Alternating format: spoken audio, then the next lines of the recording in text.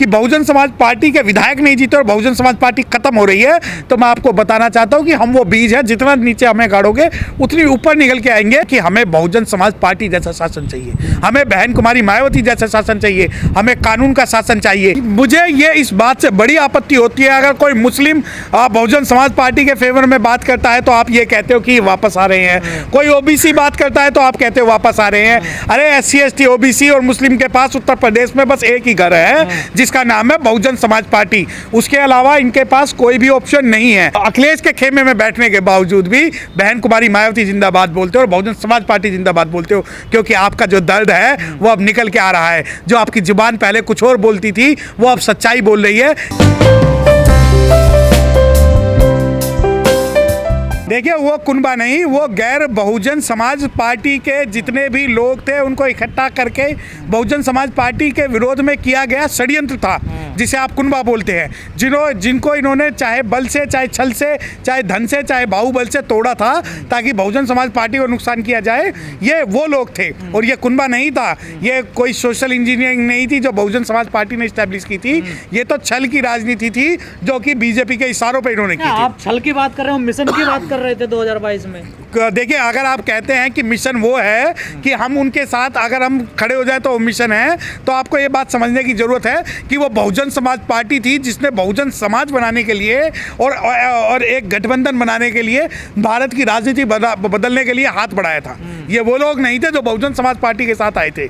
हमने अपनी विचारधारा के साथ समझौता इस वजह से किया था क्योंकि हम उत्तर प्रदेश की और राष्ट्रीय राजनीति के हित में हम अपने व्यक्तिगत दुश्मनी को भुलाकर भी राष्ट्रीय राजनीति के अंदर अपनी पहचान बनाना चाहते थे। जो ओपी राजभर आजकल बड़े बयान दे रहे हैं, उसको कैसे देख रहे हैं? देखिए, मुझे ये इस बात से बड़ी आपत्ति होती है अगर कोई मुस्लिम बहुजन समाज पार्टी के फेवर में बात करता है तो आप ये कहते हो कि वापस आ रहे हैं, कोई ओबीसी बात करता है तो आप कहते हो वापस आ रहे हैं। अरे एससी एसटी ओबीसी और मुस्लिम के पास उत्तर प्रदेश में बस एक ही घर है जिसका नाम है बहुजन समाज पार्टी, उसके अलावा इनके पास कोई भी ऑप्शन नहीं है। ओपी राजभर जी अगर वापस आ रहे हैं तो इसमें कोई नई बात नहीं है। हम जो है आज भी ओबीसी मुस्लिम को जोड़ने की बात कर रहे हैं और करते रहेंगे, क्योंकि हमें 2024 में इलेक्शन लड़ रहा है और हमारे घर के दरवाजे सबके लिए खुले हुए हैं। ओपी राजभर ने बड़ा आरोप लगाया कि समाजवादी पार्टी में हिस्सेदारी नहीं मिली हमें। देखिए, ये मैं अगर आप कहो कि उस स्टेटमेंट पे, उस कथन पे मैं अपने विचार व्यक्त रखूं तो वो कल अगर बसपा से नाराज होंगे तो बसपा के विरोध में एक स्टेटमेंट दे देंगे कि भाई वहाँ तो पैसे लेके टिकट दिया जाता है, वहाँ तो पैसे मांगे जाते हैं। तो उनका जो बयान है, मैं उस बयान पर कोई भी कटाक्ष इस वजह से नहीं करना चाहता क्योंकि कल तक तो उन्हें नहीं, सवाल ये है सर, समाजवादियों पे आरोप लग गया, बीजेपी पे आरोप लग गया कि सम्मान नहीं मिलता हमें, वहाँ पर हिस्सेदारी नहीं मिलता, लेकिन आज तक किसी भी नेता ने बीएसपी के लिए ऐसा नहीं बोला। देखिए, बीएसपी की जो लोकतांत्रिक प्रक्रिया है, बीएसपी पे जो भी पार्टी छोड़कर जाता है वो बस एक आरोप लगाता है कि ये टिकट के बदले पैसे लेते हैं। उसके अलावा अगर सम्मान की बात होगी तो मैं आपको बताना चाहता हूँ, चाहे कुशवाहा हो, चाहे राजभर हो, चाहे मुस्लिम हो, चाहे राजपूत हो, चाहे जाट हो, चाहे गुज्जर हो, चाहे ब्राह्मण हो, चाहे जाटव हो, चाहे वाल्मीकि हो, चाहे दुसाध हो, चाहे मल्ला हो, चाहे धोबी हो, इन सबको बहुजन समाज पार्टी ने उचित सम्मान दिया है। न केवल राजनीति के अंदर बल्कि जब महापुरुषों की बात होती है तो हम वो लोग हैं जिन्होंने लखनऊ के अंदर ये इतिहास बता दिया कि आप सही लोगों की जगह क्या है। हम सभी बहुजन समाज में जन्मे हुए संत पुरुषों का, महात्माओं का हम सम्मान इस वजह से ही करते हैं क्योंकि सिर्फ राजनीतिक मुद्दा नहीं है। अब जब आपकी बात होती है कि इन्होंने आरोप नहीं लगाए, बिल्कुल सही है। आज भी बहुजन समाज पार्टी बहुजन समाज का प्रतिनिधित्व करती है और भविष्य में 2024 के अंदर हम आपको दिखाएंगे कि बहुजन समाज पार्टी किस प्रकार सभी वर्गों का, जिसकी जितनी संख्या बारी उसकी उतनी हिस्सेदारी, इस सिद्धांत पर साहब काशीराम के सिद्धांत पर काम कर रही है। ये जो लोग अखिलेश के साथ गए थे 2022 में, क्या इनका मोह भंग हो चला है? नहीं, देखिए, कुछ अपॉर्चुनिस्ट लोग जो है, जो मतलबी लोग हैं, वो तो कभी बीजेपी के साथ जाएंगे, कभी कांग्रेस के साथ जाएंगे, कभी किसी के साथ जाएंगे, तो उनका मोह भंग नहीं है, उन्हें अपॉर्चुनिटी की राजनीति करनी है। और जो व्यक्ति बहुजन समाज के पार्टी के साथ जुड़ा हुआ है वो वही जुड़ा हुआ है जिसे मिशन की, बहुजन समाज की और अपने जो हितों की बात करनी नहीं, मिशन चलाना तो वही गए थे, मिशन का ही आरोप बहन जी पर लगाकर वो लोग गए थे। देखिए मिशन पे बहन जी पर तो हर कोई आरोप लगाता है, हाँ। क्योंकि उन्हें पता है कि उनकी जो प्रतिनिधित्व है सिर्फ बहन जी करेंगी और सबसे सॉफ्ट टारगेट जो है बहन जी है। हाँ। परंतु आज ये देखिए कि जब इलेक्शन हुए और आज सबके सुर इस वजह से बदले हुए हैं कि वो मुंह से कुछ भी बोल ले, लेकिन समाज का जो असली हितैषी है, समाज का जो दर्द है, वो सिर्फ बहुजन समाज पार्टी समझ सकती है। कई लोग कह रहे हैं कि बीएसपी हारने के बाद भी जीत गई। देखिए हम शुरू से इस बात को कहते हैं कि अगर आप ये सोचते हो कि बहुजन समाज पार्टी के विधायक नहीं जीते और बहुजन समाज पार्टी खत्म हो रही है, तो मैं आपको बताना चाहता हूं कि हम वो बीज है, जितना नीचे हमें गाड़ोगे उतनी ऊपर निकल के आएंगे। और आज उत्तर प्रदेश के अंदर आज हर पीड़ित की, हर शोषित की, हर व्यक्ति की आज जो मांग है उत्तर प्रदेश के अंदर, वो ये मांग है कि हमें बहुजन समाज पार्टी जैसा शासन चाहिए, हमें बहन कुमारी मायावती जैसा शासन चाहिए, हमें कानून का शासन चाहिए, हमें जो है हमें अपनी हिस्सेदारी चाहिए। तो जब राजभर ये बात बोलते हैं तो वो कोई नई बात नहीं बोलते। मैं और आपको बताना चाहता हूँ, अभी तो बाढ़ आएगी, अभी तो ये आंधियाँ आ रही हैं, 2024 से पहले बाढ़ आएगी, क्योंकि हमारा जो मिशन है, हमारा जो मूवमेंट है, वो सिर्फ ये नहीं है कि हमें जो है सीटें जीतनी है। हमारा मिशन मूवमेंट है कि हमें सबको प्रतिनिधित्व देना है। इस बात का किसी को बुरा लगे और हमारे ऊपर कोई आरोप लगाए कि हम मुस्लिमों की पार्टी हैं, हम ब्राह्मणों की पार्टी हैं, हम राजपूतों की पार्टी है, तो हमें इस बात से कोई प्रॉब्लम यादव ने मिशन नहीं चलाते क्या?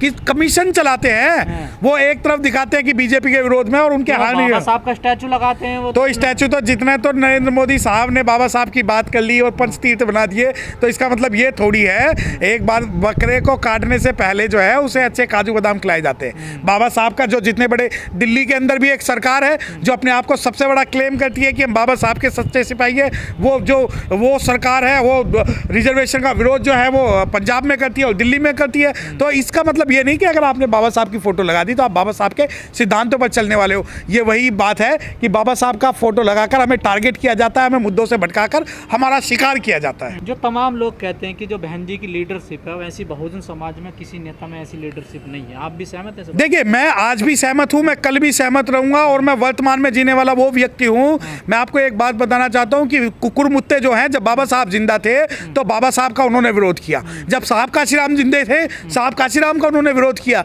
जब बहन जी जिंदा है और मिशन को एक मजबूत सशक्त रूप से चला रही हैं, तो उन लोगों को उनमें बहन जी में कमियां नजर आती है। वो कहती है कि परिवारवाद की राजनीति है, वो घर से नहीं निकल रही। अगर परिवारवाद की राजनीति है और घर से नहीं निकल रही तो क्या कारण है? आज जब आप आंख खोल के उत्तर प्रदेश की तरफ देखते हो तो बस आपको बहन जी नजर आती है, और आप अखिलेश के खेमे में बैठने के बावजूद भी बहन कुमारी मायावती जिंदाबाद बोलते हो और बहुजन समाज पार्टी जिंदाबाद बोलते हो, क्योंकि आपका जो दर्द है वो अब निकल के आ रहा है। जो आपकी जुबान पहले कुछ और बोलती थी, वो अब सच्चाई बोल रही है कि आपकी जो हक परस्ती में जब कभी राय शुमारी होगी वहाँ सबसे पहले। लेकिन ये तमाम नेता आरोप तो लगाते हैं, चाहे बीजेपी में भी दिनेश खटीक जो राज्य मंत्री, उनका सम्मान नहीं मिलता, बात नहीं होती, लेकिन हंड फिर का पहुँच तो वहीं जाते हैं ना। फिर नहीं, देखिए इनकी जो व्यक्तिगत स्वार्थ है जो यहाँ पहुँच जाते हैं, इन्हें जब अपॉर्चुनिटी मिलेगी तो ये बहुजन समाज पार्टी में आएंगे। और मैं आपको एक बात बताना चाहता हूँ कि दिनेश खटीक की जब सबसे पहले अगर किसी ने इस बात को उठाया तो बहन कुमारी मायावती जी ने उठाया और बहुजन समाज ने उठाया। और आज मैं आपको एक बताना चाहता हूँ कि उत्तर प्रदेश में